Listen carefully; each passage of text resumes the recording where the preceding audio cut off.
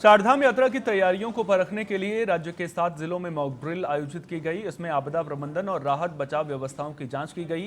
सभी जिलों में टीमों ने विभिन्न परिस्थितियों का अभ्यास किया। इस दौरान state head doctor Praveen Kumar ने राज्य आपदा प्रबंधन के उपाध्यक्ष विनय रुहेला से बातचीत की और तैयारियों के बारे में जानकारी ली। चारधाम यात्रा की शुरुआत इसी महीने में होने जा रही है।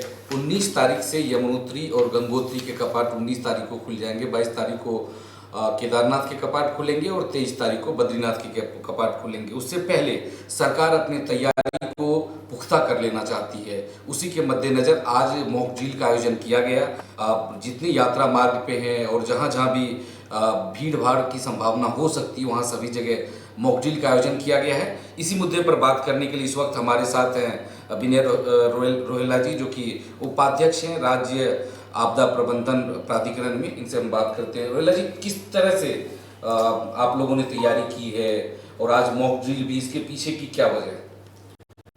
प्रवीण जी, राज्य आपदा प्रबंधन प्राधिकरण और एनडीए में यानी कि राष्ट्रीय आपदा प्रबंधन प्राधिकरण के संयुक्त प्रयास से आज ये मॉक ड्रिल हुई है।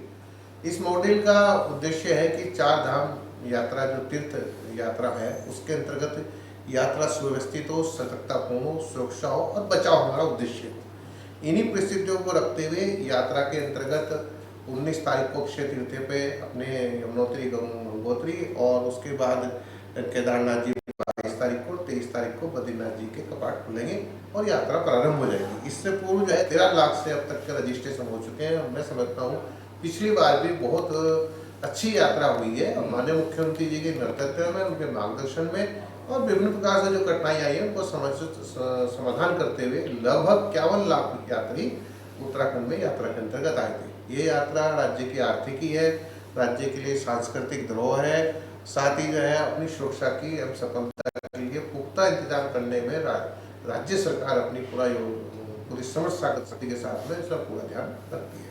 देखिए, राज्य में जब भी कोई मॉक ड्रिल होती है, मॉक ड्रिल का मतलब ये हुआ कि जो घटनाक्रम आगे होने वाला है, जैसे यात्रा होने वाली है तो यात्रा के अंदर कौन सी ऐसी संभावनाएं घटनाएं हैं, जैसे मंदिर है, बद्रीनाथ मंदिर है, केदारनाथ मंदिर है, कहीं भी है, कोई आग लग जाए, कोई सांप निकल जाए, कोई एकदम बिजली फट जाए या कोई एकदम पानी आ जाए, अब पीछे से यात्री बहुत आ रहा है, आगे यात्री निकल नहीं रहा, तो उन सब का पूर्वाभासी अभ्यास किया जाता है और उसके अंतर्गत अधिकारी को इंसिडेंट कमांडर के रूप में वहाँ पर मौके पर रहना पड़ता है। सब चीज़ें उसमें एसडीआरएफ है, एनडीआरएफ है, यहाँ तक कि एयरफोर्स है, सीआरपीएफ है और राज्य सरकार का पुलिस प्रशासन है। जिलाधिकारी स्वयं इस पूरे मामले में कंट्रोल रूम में रहकर पूरी व्यवस्थाओं को चुस्त दुरुस्त करने के लिए पूरा उस प्रक्रिया में भाग लेते हैं। इधर से जो है अपने आज मॉक ड्रिल के अंतर्गत अपने माननीय मंत्री श्री मदन कौशिक जी और माननीय मुख्यमंत्री जी का निर्देशन जो हमको पूर्व में प्राप्त हो चुका था, उसके अनुरूप मॉक ड्रिल की जो टॉप टेबल हुई थी उसके अंतर्गत वो सारी योजनाओं को, रचनाओं को लाकर आज मॉक ड्रिल किया गया। ये जो चारधाम यात्रा है ये न यात्रा है बल्कि उत्तराखंड की आर्थिकी की भी रीत भी है। और ये कहावत है कि जो 6 महीने में कमाते वो साल भर में उस यात्रा रूट पर रहते वो कराते हैं। तो अगर हम देखें इस यात्रा को, तो पिछली बार की यात्रा के क्या अनुभव आप लोगों ने लिया, इस बार क्या नया करने जा रहे हैं, क्या क्या अलग से व्यवस्था करने जा रहे हैं?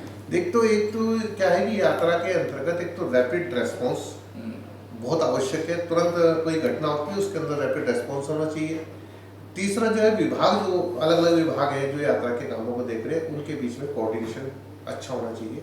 ये सारा जो काम है आपदा विभाग इसमें समन्वय की भूमिका को निभाता है। साथ ही अभी आपदा विभाग के और पर्यटन विभाग के समन्वय से अभी जो है ये एक सचेत करके ऐप सरकार ने लॉन्च किया है, जिसके अंदर स्वास्थ्य का पोर्टल और अनेक उसके अंदर विभिन्न यात्रियों के स्वास्थ्य के संबंध में जानकारी, मौसम की जानकारी और अनेक अलग सूचनाएं, उसमें और भी अन्य ऑप्शन है वो यात्रियों को मिलते रहे। दो जो पोर्टल लॉन्च हुए हैं, एक ई स्वास्थ्य धाम है, उसमें जो स्वास्थ्य और जो रियल टाइम मॉनिटरिंग होगी और सचेत में मौसम के बारे में। तो इस दोनों ऐप से किस तरह से लोगों को फायदा पहुंचेगा?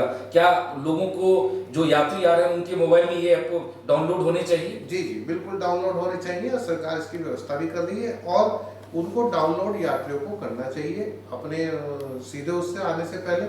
तीसरा है कि जब मान लो कोई मौसम है, आगे बारिश की संभावना है, उस पर अलर्ट आता है मोबाइल के ऊपर कि अभी 2 घंटे में बारिश होने वाली है, तो उसकी यात्री को आने वक्त सरकार को उसके बीच में जानकारी मिलती है। साथ ही सरकार ने जहाँ मैं पूर्व अनुभव के आधार पर बताता हूँ कि जब कोई यात्रा चलती है तो विभिन्न स्थानों पर पड़ाव बनाते हैं। एक जगह ऐसा हुआ था पिछली बार श्रीनगर से आगे चलकर कि बारिश बहुत तेज आ गई, एकदम अचानक आने शुरू हुई और पहाड़ से जो ढलान का पानी था वो नीचे को आ रहा था और एक मलबा आ रहा था उसके साथ में। तो अब जो यात्री वो वहाँ फंस गए।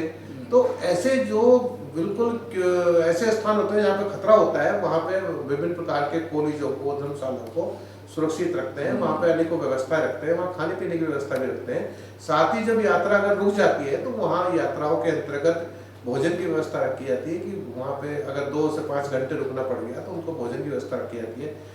डॉक्टर उसमें रहता है, हेलीकॉप्टर व्यवस्था चुस्त दुरुस्त रहती है। तो ये थे हमारे साथ विनय रोहिल्ला जी, जो बता रहे हैं कि सरकार की तैयारी पूरी है। इस बार 4 धाम यात्रा को लेकर सरकार पहले से ही तैयारी कर रही है और सुचारू ढंग से सरकार चाहती है कि यात्रा चले।